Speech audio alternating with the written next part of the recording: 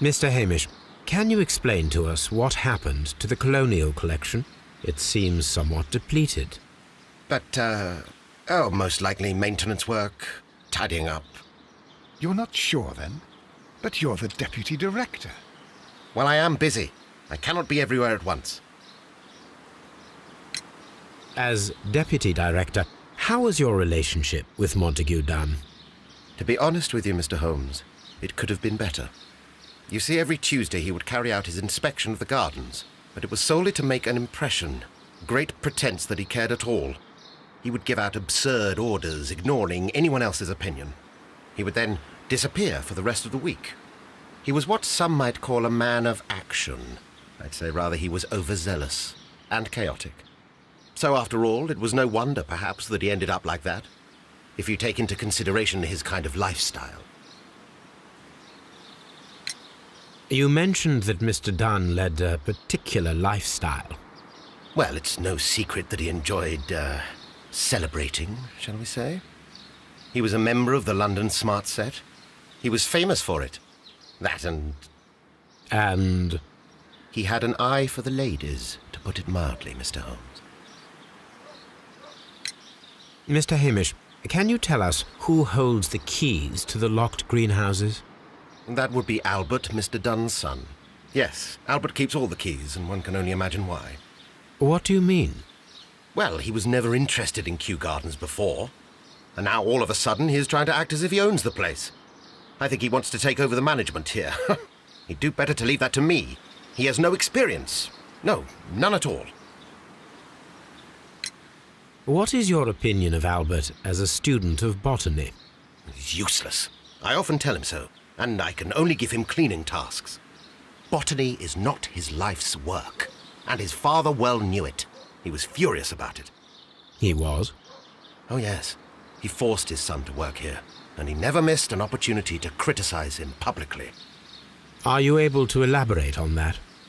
Well, for example, with our last exhibition here, Mr. Dunn had Albert make a presentation speech.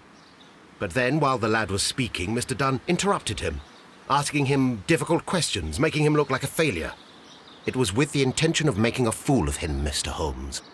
That must have been terribly humiliating. Yes, he was crushed, and he had to leave. Everybody was making fun of poor Albert. That is, except for Miss Margaret White, who is such a nice lady and who always takes pity on Albert. You mentioned a Miss White. Would you tell us more about her? She is a student who works here part-time. She is quite charming indeed. She possesses a great talent for botany. You should take a look at some of her experiments that she carried out in the laboratory. Ah, if only she were not so naive. Why naive? The way she used to flutter around Mr. Montague Dunn. And he couldn't help but be flattered by all her attention. How could an intelligent woman such as Miss White not see through his game? I can only scratch my head and wonder. Tell me, Mr. Hamish, do you grow the more deadly variety of plant here? You mean insectivorous? Yes, but nothing larger than that.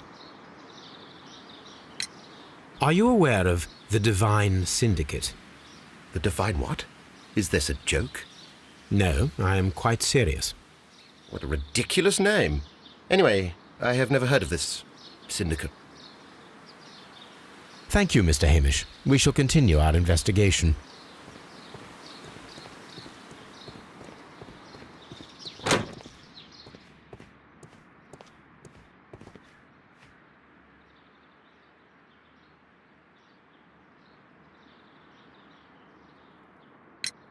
Who is Miss Margaret White?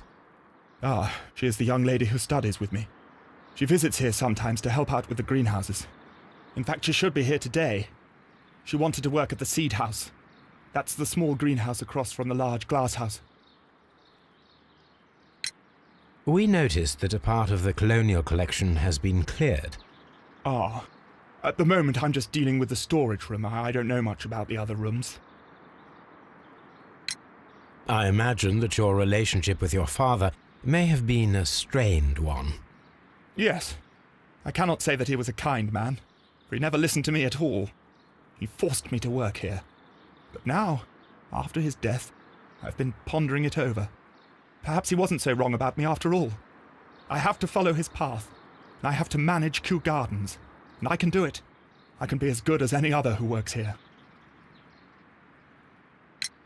Would you please tell us about Martin Hamish, the deputy director? Well, I have to tell you that Mr. Hamish is not and has never been the deputy director of Kew Gardens. My father would not have tolerated it. Indeed? Well, that is most interesting. He told us that he was. Yes, because he believes that the management should be passed down to him now that my father is dead. But in actual fact, Mr. Hamish only has the honour of being the garden's longest-serving employee. In fact, if we are to think logically at all, it should be me who takes over the management of Kew Gardens. Do you not have a good relationship with Mr. Hamish? I suppose so. But we have very little in common. Mr. Hamish loves his plants and Kew Gardens, and I cannot say that I share his passion. I see. And how was his relationship with your father? Oh, he hated my father. It was obvious. He would be furious whenever my father boasted of Kew Gardens in the newspapers or at conferences. He was convinced that my father was stealing all of the credit for himself. But my father treated Mr. Hamish in the same way as he treated anyone. Dismissively. With indifference. Tell me, have you ever heard of the Divine Syndicate? No, I cannot say that I have. Do you hold the keys to all of these locked doors? Yes, you can have them. But I cannot give you the keys to the cloakroom. The employees' effects are private. I am sure you understand. Thank you, young man.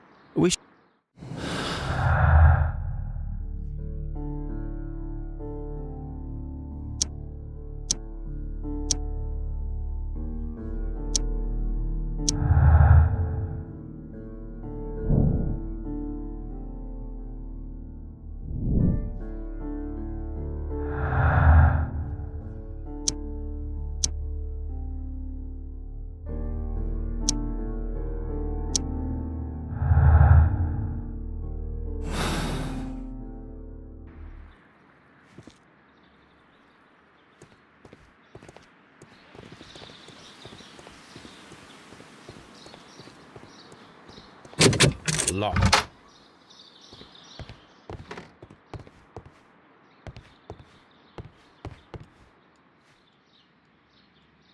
Champagne. Champagne. Montague Dunn had good taste. French wine. A remarkable vintage.